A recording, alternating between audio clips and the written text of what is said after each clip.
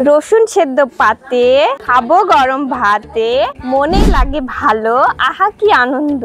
প্রথমে গোটা রসুনটা ছুলে এই মাথা ওই মাথায় কেটে নেব।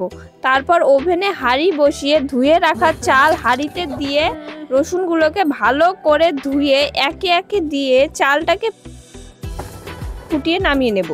তারপর পেঁয়াজটাকেও কুচি করে কেটে নেব, ধনিয়া পাতাটাকেও কুচি করে কেটে নেব। তারপর ওভেনে কড়াই বসিয়ে তেল দিয়ে কালো জিরা, শুকনো লঙ্কা, পেঁয়াজ কুচি, ধনেপাতা কুচি, সামান্য লবণ নিয়ে একটু ভাজা ভাজা করে তুলে নেব। এরপর ভাতটা ঠান্ডা হয়ে গেছে, এখন রসুনগুলোকে তুলে কোষ ছাড়িয়ে ছুলে হাত দিয়ে ম্যাশ করে নেব।